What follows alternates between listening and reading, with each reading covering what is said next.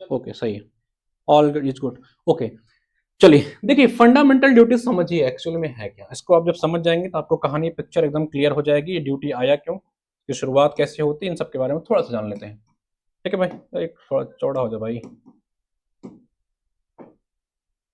Okay ठीक, चलिए।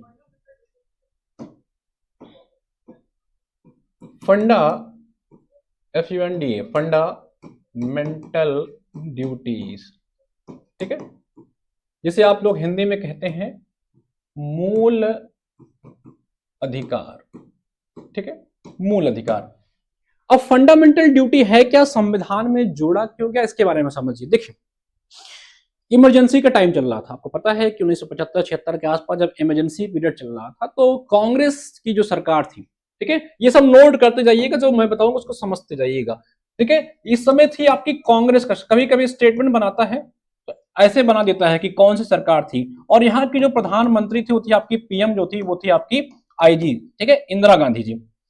इंदिरा गांधी जी उस समय इमरजेंसी का पीरियड था। इमरजेंसी की पीरियड के दौर में इंदिरा गांधी जी को या कांग्रेस की सरकार को ये लगता है कि भारत के लोगों को, भारत के नागरिकों को फंडामेंटल राइट्स तो प्राप्त है, यहां के लोगों को फंडामेंटल राइट्स तो मिले हुए हैं, मौलिक अधिकार तो मिले हुए हैं। ठीक है, जैसे आप लोग USA से प्राप्त किए हैं, पार्ट 3 में है।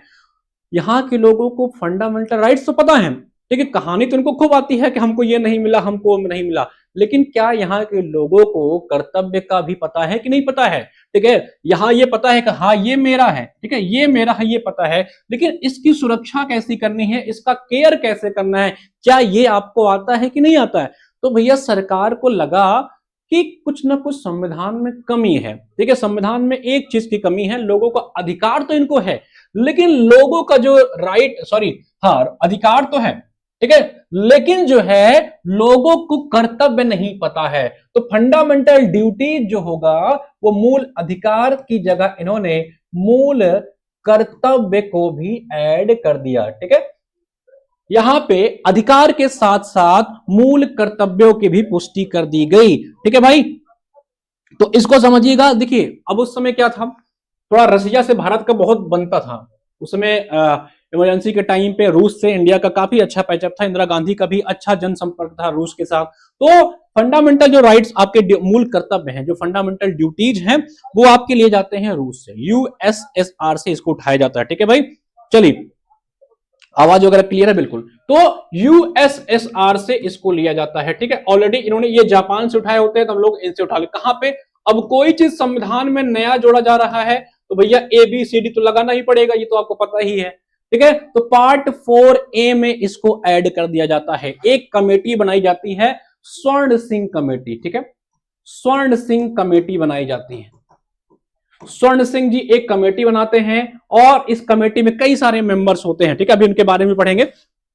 तो इस कमेटी ने सुझाव दिया कि भारत में जो है कुल 10 फंडामेंटल राइट्स होने चाहिए। ठीक है, कुल 10 फंडामेंटल राइट्स का इन्होंने सुझाव दिया। तो भारत में कुल 10 फंडामेंटल राइट्स को ऐड कर दिया गया। प्रधानमंत्री इंदिरा गांधी की सरकार थी। ठीक है भाई, इसको याद रखेंगे, वेरी इंपॉर्टेंट। कई बार परीक्षाओं में पूछता है कि किस कमेटी ने इसका सुझाव दिया, तो स्वर्ण सिंह कमेटी ने 1976 में सरकार को यह सुझाव दिया कि लोगों के पास फंडामेंटल राइट्स तो है, लेकिन उनको फंडामेंटल ड्यूटी भी पकड़ा दो, ताकि दोनों एक दूसरे को बैलेंस कर पाए। ठीक है, इसीलिए राइट के साथ साथ ड्यूटी भी होनी जरूरी है। ठीक है, चलिए, बेसिक सा चीज है, इसमें बहुत आपको समझने की चीजें नहीं है। बाकी अभी जब मैं क्वेश्चंस कराऊंगा तो हर चीजें आपको बारी बारी से क्लियर होती जाएंगी, कितने फंडामेंटल ड्यूटीज हैं, कितने राइट्स हैं। ठीक है, चलिए आगे बढ़ा जाए। तो और क्या है इसके बारे में थोड़ा सा फैक्ट जान लीजिए। किसमें जोड़ा गया, पार्ट 4A के आर्टिकल जो है, अगर पूछे किस आर्टिकल में आता है फंडामेंटल ड्यूटीज, तो आर्टिकल जो है आपका 51A में इसको ऐड कर दिया गया। ठीक है, चलिए अब सीधा हम MCQ पे आते हैं। MCQ पे आएंगे तो जो चीजें आपकी यहाँ पे फैक्चुअल चीजें रहेंगी वो यहाँ पे मैं क्लियर करता हुआ चलूंगा, परेशान मत होइएगा। चलिए, तो सरदार स्वर्ण सिंह, इनका नाम याद रखिएगा, सरदार जी थे स्वर्ण सिंह, इन्होंने इसको सुझाया था। ठीक है, कि भारत के लोगों को जो है भैया कुछ उनकी ड्यूटीज के बारे में भी पता होना चाहिए, कुछ अपनी ड्यूटी के बारे में पता होना चाहिए। सर कितनी देर हो, अभी जस्ट शुरू हुआ आयुष जी, जस्ट शुरू हुआ है, कोई बात नहीं। तो भारत के लोगों को जो है अपनी ड्यूटी के बारे में भी पता होनी चाहिए, ऐसा सुझाव दिया आपके कौन, सरदार स्वर्ण सिंह जी ने। इस कमेटी को बनाई गई संविधान के 42वें संशोधन 1976 द्वारा जो है मौलिक कर्तव्यों को, फंडामेंटल ड्यूटीज को ऐड कर दिया गया। ठीक है, 42nd कॉन्स्टिट्यूशनल अमेंडमेंट एक्ट 1976, जिसे आप कहते हो मिनी कॉन्स्टिट्यूशन, इसीलिए इसको मिनी कॉन्स्टिट्यूशन कहते हैं।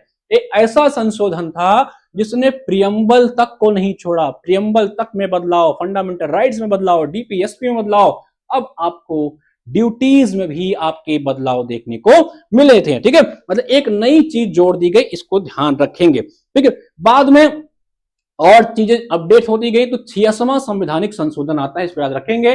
86th कॉन्स्टिट्यूशन अमेंडमेंट एक्ट 2002 में एक और फंडामेंटल आपकी ड्यूटी जोड़ दी गई, ताकि आप अपने बच्चे को भैया जो है एजुकेशन वगैरह दीजिए। ठीक है, पढ़ाने लिखाने का जो बच्चों का था वो भी यहां पे जोड़ दिया गया। तो अब पूछे कि मौलिक कर्तव्य कुल कितने हैं, तो अब आपके मौलिक कर्तव्य के कुल जो संख्या भैया 11 हो गई है। शुभ होना चाहिए ना, ड्यूटी शुभ होनी चाहिए। तो पहले 10 थी तो अच्छा नहीं लग रहा था, तो इन्होंने शुभ कर दिया, एक और बढ़ा दिया।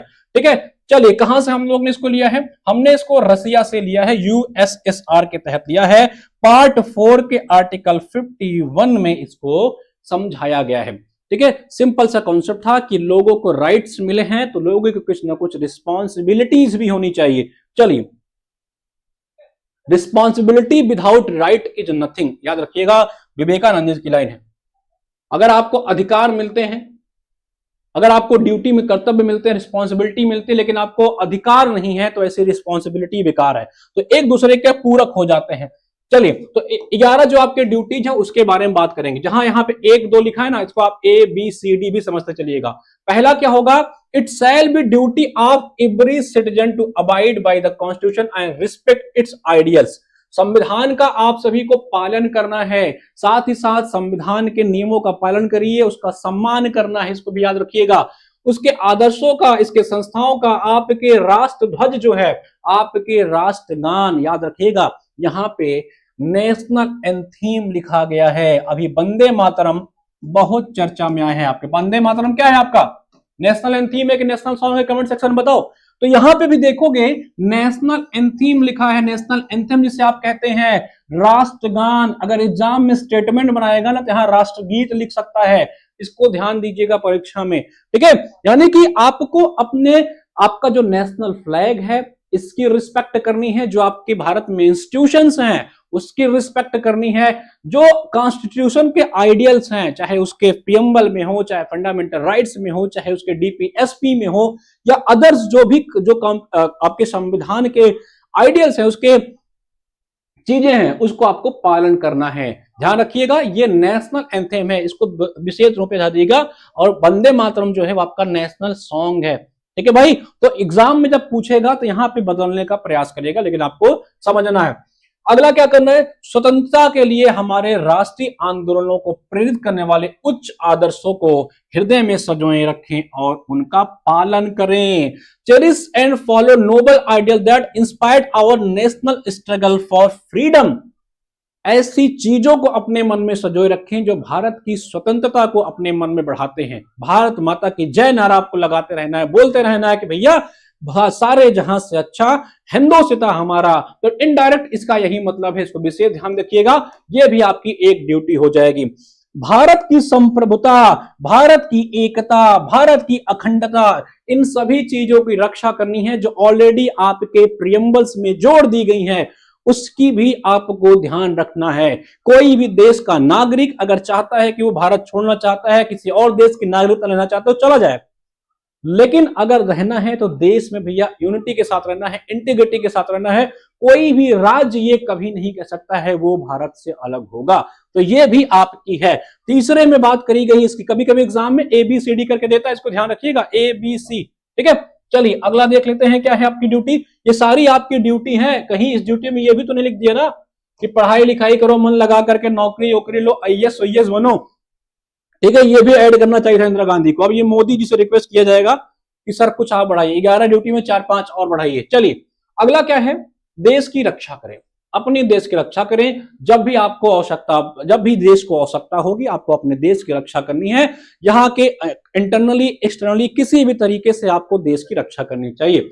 भारत के सभी लोगों में समरसता, समरसता का मतलब है हार्मनी, एक दूसरे से आप मिलिए, समान भ्रातृत्व, ब्रदरहुड जो है उसका निर्माण करें। ठीक है, लोगों एक दूसरे से मिलकर रहें, ब्रदरहुड बढ़ाएं, लोगों से समरसता होनी चाहिए, ये भी आपकी एक ड्यूटी होगी। ठीक है, पांचवा ड्यूटी है हमारी सामसिक, जो हमारी आपकी संस्कृति है उसके गौरवशाली परंपरा का महत्व समझें और उसका परिरक्षण करें। The value and preserve the rich heritage, जो आपके हेरिटेज हैं उसको समझिए, भारत के कल्चर को समझिए, यहाँ की संस्कृति को समझिए, आपके आसपास जो हेरिटेज है उनके बारे में समझिए और उनकी रक्षा करने का प्रयास करिए। ठीक है, सातवां क्या है, to protect and improve the natural environment, पर्यावरण की रक्षा करें, उनका संवर्धन करें।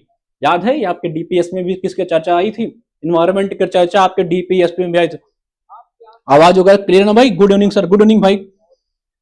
सर ये क्लास होती है, क्या लिखी सर, ये क्लास डेली? हाँ, और देखिए हफ्ते में 5 दिन तो मैं क्लास लेने का प्रयास करता हूँ। ठीक है, क्योंकि कुछ क्लासेस ऐप पे भी होती हैं, तो हफ्ते में 5 दिन वाईटी पे क्लास हो जाती है भाई। ठीक है, क्लासेस को लाइक शेयर सब्सक्राइब भी कर दिया करिए, ताकि आपके मित्रों को, यारों को, जो अभी सो रहे हैं, नोटिफिकेशन का वेट कर रहे हैं, उनको भी इस क्लासेस की जानकारी मिल जाया करे। ठीक है, नोटिफिकेशन भी आपको जो है, हो सकता है कल मेरी क्लास से पहले आपको नोटिफिकेशन देखने को ही मिल जाए। कल मंगलवार है ना भाई, हो सकता है आ जाए, तो जग जाइए, चैन से सोना है तो जागे रहिए। ठीक है, चलिए, ये किसमें पढ़े थे बताइए जरा, ये कौन से आर्टिकल में था? जब आप डीपीएसपी पढ़ रहे थे तो किस आर्टिकल में इसकी चर्चा करी गई थी बताना? 48A में था, बी में था, सी में था, डी में था, ई में था, एफ में था, या 46 में था, या 42 में था? बताना कमेंट सेक्शन में करके। ठीक है, चलिए, ये सबसे इंपॉर्टेंट मुझे बड़ा पसंद आता है। फंडामेंटल ड्यूटीज आपके जो होते हैं उसमें सबसे अच्छा मुझे इंदिरा गांधी जी का या कांग्रेस सरकार का, जो स्वर्ण सिंह कमेटी ने जिन्होंने सुझाव दिया था, उन सुझाव मुझे सबसे अच्छा यही लगता है। क्या? साइंटिफिक टेम्पर आपको जो है डेवलप करना है, जिसकी मोदी जी अभी बात करते हैं ना कि आप लोगों को साइंटिफिक टेम्पर डेवलप करना है, और स्पिरिट ऑफ इंक्वायरी। ठीक है, आपको क्या करना है, वैज्ञानिक दृष्टिकोण अपनाना है और ज्ञान अर्जन की भावना रखनी है। मतलब समझ रहे हो, हर चीज को आप साइंटिफिक नजरिए से देखोगे, ऐसा नहीं कि पेन बना है बस बना है खरीद के लिख रहे हैं। ठीक है, हर चीजों को आप जो है उसका पर्सपेक्टिव जानने का प्रयास करोगे। समाज में जो कई ऐसी चीजें फैली हैं जो आज के यूथ से ही इसकी उम्मीद की जा सकती है, इसको हटाएं। उसमें साइंटिफिक टेम्पर होना चाहिए, चीजों को साइंटिफिक अप्रोच के साथ सोचें, ऐसा नहीं कि कुछ भी सोच रहे हो, इलॉजिकल चीजें सोच रहे हो। तो ये बड़ा अच्छा चीज था, इसको समझने का प्रयास करिएगा। 1976 में इसकी बात करी गई थी, और आपके अंदर ये वाली भावना जो मर चुकी है ना, ये आप सभी के अंदर ये वाली भावना मरी हुई है। ठीक है, तो जेकी रही भावना जैसी, ज्ञान अर्जन तई पावई तैसी। ठीक है भाई, तो ज्ञान अर्जन की भावना भी आपके अंदर होनी चाहिए, इसका विशेष ध्यान रखिए, ये भी आपकी ड्यूटी होगी।